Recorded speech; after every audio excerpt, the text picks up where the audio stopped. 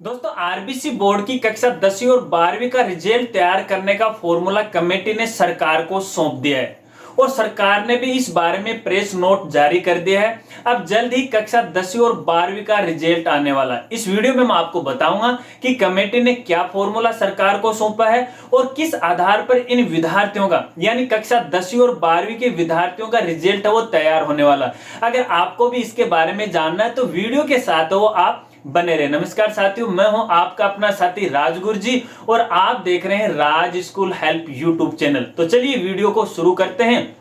लेकिन वीडियो में आगे बढ़ने से पहले एक छोटी सी जानकारी देना चाहूंगा अपने स्वास्थ्य से संबंधित। दोस्तों यदि अपनी आंखें हैं तो ये जीवन है, अगर अपनी ये आंखें नहीं है तो ये दुनिया कुछ भी नहीं। अगर आपके या फिर आपके घर परिवार रिश्तेदार के आंखों से संबंधित किसी प्रकार की कोई समस्या आ जाती है, जैसे आंखों में जलन होना, आंखों में सूजन होना, आंखों का टेढ़ापन होना, आंखों से अंधा होना, आंखों से दिखाई नहीं देना, आंखों में मोतियाबिंद होना, कहने का मतलब आंखों से संबंधित किसी प्रकार की यदि कोई समस्या है तो मैं आपको अपने राजस्थान के एक सबसे बेस्ट आंखों के हॉस्पिटल के बारे में बताने जा रहा हूं, जिसका नाम है टीबड़ा आई हॉस्पिटल सीकर, जो कि सीकर हेडक्वार्टर है, जहां पर आंखों से संबंधित हर प्रकार के इलाज किए जाते हैं। दोस्तों यहां पे मैं किसी प्रकार का कोई पेड प्रमोशन नहीं कर रहा हूं, ये आपको इसलिए बता रहा हूं क्योंकि मेरे ही घर के एक छोटे से बच्चे के आंख के ऊपर गेंद लगने से रोशनी चली गई।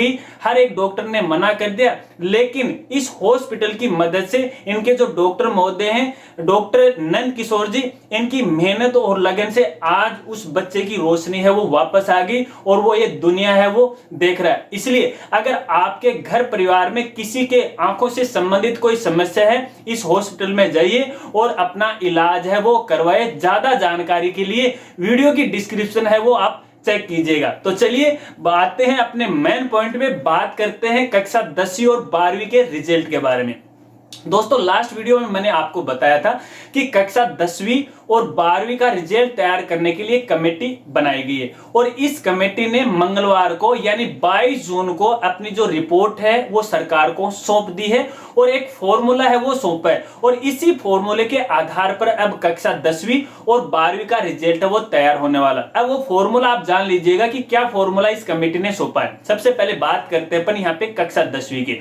दोस्तों कक्षा 10वीं का रिजल्ट तैयार करने के लिए यहाँ पर 3 कक्षाओं के अंकों का वो जोड़ा गया इस फॉर्मूले के हिसाब से, कक्षा 8वीं, कक्षा 9वीं और कक्षा 10वीं। अगर यहाँ पे 8वीं की बात करें तो 8वीं के अंकों का 45%, अगर 9वीं की बात करें तो 9वीं के अंकों का 25% और कक्षा 10वीं की बात करें तो यहाँ पर कक्षा 10वीं के जो अंक बाहर लिए गए हैं वो 10% लिए गए। इस तरह से टोटल मिला के हो गए 80 नंबर।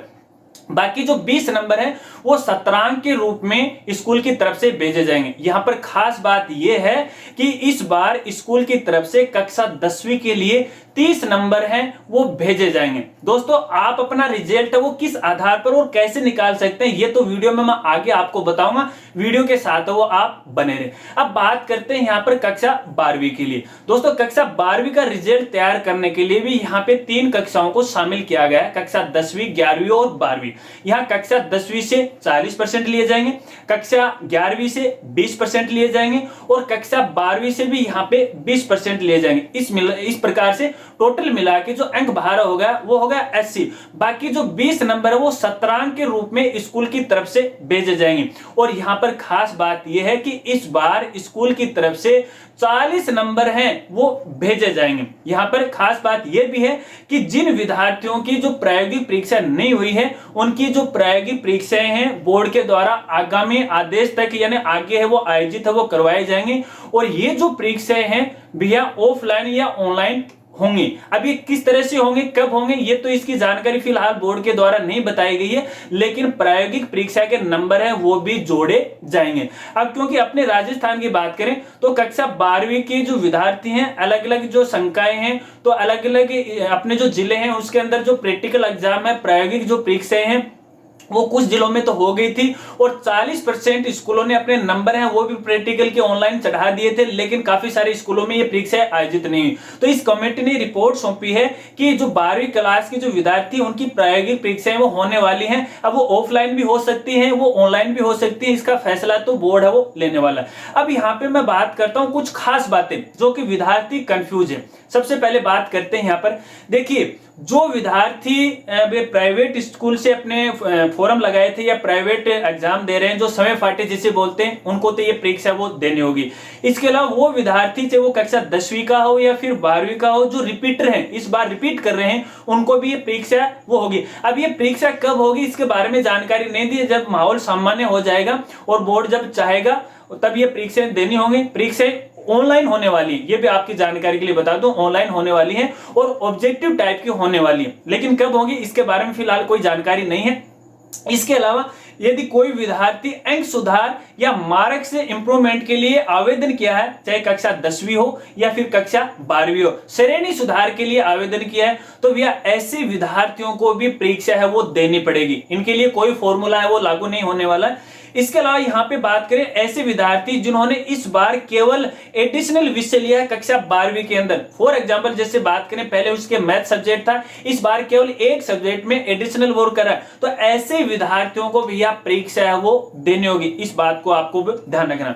इसके अलावा खास बात यह है, अगर ये जो फॉर्मूला तय किया गया है इस कमेटी के द्वारा, चाहे वो कक्षा 10वीं का हो चाहे वो कक्षा 12वीं का हो, यदि इसमें सप्लीमेंट्री आ जाती है, जो भी नंबर जुड़ते हैं कक्षा 8वीं या फिर 9वीं या 10वीं या फिर बात करें 12वीं की, 10वीं 11वीं 12वीं की, यदि इसमें सप्लीमेंट्री आ जाती है तो भैया पुनः विद्यार्थी को पूरक परीक्षा या सप्लीमेंट्री की एग्जाम है वो देनी पड़ेगी। तो इस बात को भी आपको यहाँ पे ध्यान रखना है। इसके अलावा यहाँ पे इस कमेटी ने ये भी रिपोर्ट सौंपी है, अगर विद्यार्थी अपने परीक्षा परिणाम से संतुष्ट नहीं है तो वो जब बोर्ड आगामी आदेश तक या आगे जब भी एग्जाम करवाएगा तो अपनी एग्जाम वो दे सकता है। यदि अपने परीक्षा परिणाम से संतुष्ट नहीं है तो वो परीक्षा दे सकता है। चलिए अब मैं आपको दिखाता हूं यहाँ पे स्क्रीन के ऊपर कि किस तरह से आप अपना जो रिजल्ट है वो निकाल सकते हैं, चाहे वो कक्षा 10वीं को है या फिर कक्षा 12वीं को। यहाँ पर मैं आपको एक एग्जाम्पल के द्वारा बता रहा हूँ। देखिए फ्रेंड्स, यहाँ पे स्टूडेंट अपनी दो परिस्थितियों के आधार पे अपना जो रिजल्ट है वो निकाल सकता है इस नए फॉर्मूले के आधार पर। सबसे पहले अपन कक्षा 10 की यहाँ पर बात करेंगे। यहाँ पर मैं फिलहाल जो रिजल्ट बता रहा हूँ वो ओवरऑल रिजल्ट के बारे में बता रहा हूँ। मान लीजिए किसी स्टूडेंट के कक्षा 8वीं में ए ग्रेड या फिर 80% नंबर थे, तो अगर अपन 80% का 45% निकालें इस नए फॉर्मूले के आधार पर तो 36 नंबर यहाँ पे बैठते हैं या 36% बैठते हैं। इसके अलावा कक्षा 9 में बात करें, यदि किसी स्टूडेंट के कक्षा 9 में 90% नंबर बने हैं और 90% का 25% निकालें तो ये 22.5% है वो बैठता है। अगर कक्षा 10वीं की बात करें तो स्टूडेंट की स्कूल की तरफ से यदि मान लीजिए पूरे 10% दिए जाते हैं तो यहाँ पे जो नंबर का आंकड़ा बैठता है वो 10% या 10 नंबर का बैठता है। इस तरह से टोटल जो आंकड़ा बैठ गया, टोटल जो नंबर आ गए इस नए फॉर्मूले के आधार पर, जहां पे कक्षा 8वीं 9वीं और 10वीं के आधार पर, तो टोटल नंबर यहां पे बैठ गए 68.5। इसके अलावा मान लीजिए 20% हैं या 20 जो नंबर हैं स्कूल की तरफ से सेशनल मार्क या सत्रांक के रूप में भेजे जाते हैं, तो यहाँ पे जो टोटल आंकड़ा बैठता है वो बैठता है 88.5 का। यानी इस तरह से ओवरऑल जो रिजल्ट है वो बैठ जाएगा 88.5 का। चलिए इसी आधार पर यदि अपन कक्षा 12वीं की बात करें तो देखिए, अगर कक्षा 12वीं के अंदर कक्षा 10 के नंबर अगर ऐड किए जाते हैं, यदि किसी स्टूडेंट के कक्षा 10वीं में 80% नंबर आए और 80% का 40% निकालते हैं तो यहाँ पे 32 नंबर बैठते हैं। इसके अलावा कक्षा 11वीं की बात करें, अगर 11वीं में स्टूडेंट के 90% आए हैं और इसका 20% निकाले तो 18 नंबर यहाँ पे बैठते हैं। अगर 12वीं की बात करें, यदि स्कूल की तरफ से 20 नंबर पूरे में से पूरे दिए जाते हैं तो यहाँ पे जो आंकड़ा बैठता है वो 20 का बैठता है। इस तरह से जो टोटल नंबर यहाँ पे हो जाता है कक्षा 10वीं 11वीं और 12वीं का, तो ये 70 नंबर का हो जाता है। और 20 नंबर है सेशनल मार्क या सत्रांक है स्कूल अपनी तरफ से भेज देता है, तो टोटल जो ओवरऑल रिजल्ट जो फाइनल रिजल्ट बैठता है वो 90 नंबर का आता है, यानी 90% का आता है। तो एक तो इस आधार पे जो स्टूडेंट है अपने रिजल्ट की गणना कर सकते हैं। चलिए मैं आपको एक दूसरा तरीका या दूसरी परिस्थिति आपको दिखाता हूं कि अगर मान लीजिए डिपार्टमेंट है किसी एक पर्टिकुलर क्लास का अगर वो रिजल्ट उठाता है तो उस आधार पर किस तरह से विद्यार्थी का रिजल्ट है वो तैयार करता है। और यहां पे सबसे पहले अपन बात करते हैं कक्षा 10 के लिए, और यहां पर केवल कक्षा 8 की अपन बात करते हैं कि मान लीजिए डिपार्टमेंट कक्षा 10 का रिजल्ट तैयार करने के लिए स्टूडेंट के कक्षा 8वीं के किसी सब्जेक्ट से अगर वो नंबर उठाता है तो वो किस आधार पर उठाएगा। यहां पर जो डिपार्टमेंट स्टूडेंट के नंबर उठाएगा वो उन सब्जेक्ट का उठाएगा जो सबसे ज्यादा नंबर स्टूडेंट के सब्जेक्ट के अंदर आए। फॉर एग्जांपल जैसे स्टूडेंट के हिंदी में 70 आए हैं, गणित में 80 आए हैं, विज्ञान में 90 आए, तो इस तरह से तीनों सब्जेक्ट का जो टोटल बैठता है वो 240 बैठता है। और 240 को यदि अपन 3 से डिवाइड करेंगे, 3 से इसलिए डिवाइड किया क्योंकि यहाँ पे हमने 3 सब्जेक्ट हैं वो ऐड किए, 3 से डिवाइड करने पर यहाँ पे देखिए 80 नंबर है वो बैठ गया। यदि 80 नंबर का अपन 45% निकाले, क्योंकि नए फार्मूले में कक्षा 8वीं का केवल 45% नंबर है वो लिए जाएंगे, तो यहाँ पे 80% का 45% जो निकलता है वो 36 नंबर निकलता है। और 36 के साथ अगर मान लीजिए यहाँ पे सेशनल मार्क ऐड किया जाता है 20 नंबर किसी एक सब्जेक्ट के अंदर, तो यहाँ पे जो टोटल नंबर बैठता है वो 56। अब ये जो 36 नंबर है हर एक सब्जेक्ट में ऐड किए जाएंगे। हिंदी जो कक्षा 10वीं के जो सब्जेक्ट हैं जैसे हिंदी है, इंग्लिश है, मैथ है या फिर साइंस है वगैरह वगैरह, सभी सब्जेक्ट के अंदर 36 नंबर ऐड किए जाएंगे, प्लस 20 नंबर हैं वो सेशनल मार्क या सत्रांक के ऐड किए जाएंगे। तो इस तरह से विद्यार्थी का जो रिजल्ट है वो तैयार हो जाएगा। अगर अपन कक्षा 12वीं की बात करें, अगर 12वीं के लिए ये फॉर्मूला लगाता है केवल कक्षा 10वीं के आधार मानकर, यहाँ पे कक्षा 11वीं को आधार नहीं मानता है और 10वीं के आधार पर नया फॉर्मूला यहाँ पे लगाता है। यदि 3 सब्जेक्ट की बात करें तो यहाँ स्क्रीन पे आप देख सकते हो तीनों सब्जेक्ट का जो टोटल यहाँ पे बैठता है वो 240 बैठता है। ठीक है, ये अगर 3 से डिवाइड करें तो 80 आता है और यहाँ पर 40% निकालते हैं यदि अपन 80 का, क्योंकि अगर अपन 12वीं के रिजल्ट की बात करें तो 10वीं का केवल 40% का हिस्सा है वो निकाला जाएगा नंबरों का, तो यहाँ पे 32 नंबर बैठता है। और 32 नंबर में यदि सेशनल मार्क 20 नंबर और जोड़ दिए जाते हैं तो यहाँ पे टोटल नंबर जो बैठता है वो 52 का। तो कहने का मतलब है ये जो 32 नंबर आते हैं हर एक सब्जेक्ट में जोड़ दिए जाएंगे, प्लस 20 जो नंबर है वो सेशनल मार्क या सत्रांक के हिसाब से हर सब्जेक्ट में ऐड कर दिए जाएंगे और सभी जो सब्जेक्ट है उनका टोटल निकाल दिया जाएगा और उसी आधार पे जो विभाग है वो स्टूडेंट का रिजल्ट है वो तैयार करेगा। तो दोस्तों इस आधार पर एक जो स्टूडेंट है अपना रिजल्ट है वो निकाल सकता है। महज मैंने आपको एक उदाहरण के द्वारा समझाने की कोशिश की है। अब आगे ये देखते हैं कि सरकार लास्ट और फाइनली क्या फैसला लेती है। लेकिन यहाँ पे एक सबसे बड़ा सवाल आके खड़ा हो जाता है हर एक स्टूडेंट, अभिभावक और स्कूल साथियों के दिमाग में, और सवाल ये खड़ा हो जाता है कि अगर अपन बात करें कक्षा 10वीं के रिजल्ट की, तो जो कक्षा 8वीं है उसमें तो भैया ग्रेडिंग सिस्टम था और 9वीं जो क्लास थी भैया उनके विद्यार्थियों को बिना परीक्षा के आगामी कक्षा में प्रमोट कर दिया। तो ऐसे रिजल्ट कैसे तैयार होगा? तो आपकी जानकारी के लिए बता दूं, अगर कक्षा 8वीं का ग्रेडिंग सिस्टम था ये बात सही है, लेकिन ग्रेड भी तो किसी नंबर के आधार पर दी जाती है, चाहे वो ए ग्रेड हो चाहे बी ग्रेड हो, तो उसी आधार पे है वो रिजल्ट निकाला जाएगा। अगर 9वीं की बात करें तो कक्षा 9 में भी वहां पे रिजल्ट है वो तैयार किया गया था, लास्ट में मार्कशीट है वो मांग ली थी, रिजल्ट है वो मांग लिया था स्कूलों से और स्कूल साथियों ने रिजल्ट है वो भी कार्यालय में या फिर शिक्षा विभाग में है वो जमा करवाया था।